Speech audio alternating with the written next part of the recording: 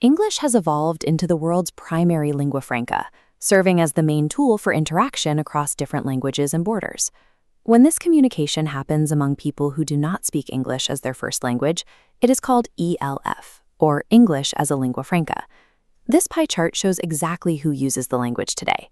Non-native speakers now outnumber native English speakers globally by a massive margin. This demographic flip means the daily reality and practical ownership of English no longer rest with traditional native-speaking countries. The language belongs to the people who actually use it.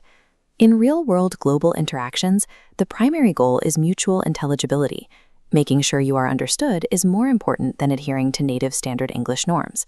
Successful international communication does not require mastering a textbook dialect or mimicking British or American accents. Instead, effective speakers use strategic accommodation.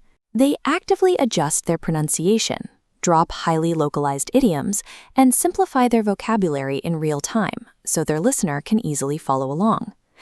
Global communication relies entirely on this flexibility and collaboration rather than rigid grammatical perfection. Because ELF users are non-native speakers, they inherently bring multiple languages into any conversation. This creates a fluid communication environment defined by a practice called translanguaging.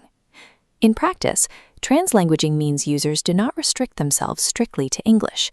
They strategically draw upon their entire multilingual repertoire, switching words or blending structures to convey meaning efficiently.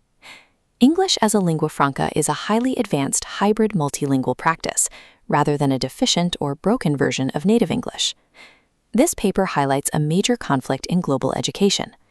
Traditional tests like IELTS and TOEFL grade students against rigid native English norms. As highlighted, this reliance makes these exams unfit for purpose, failing to measure actual skills required for real-world international communication. For testing systems to be valid today, they must adapt to evaluate how well a student actually communicates, focusing on accommodation skills rather than just native mimicry. This video is brought to you by the IELTS Focus, an English center specializing in IELTS preparation. Contact them via Zalo at 0847 705 973.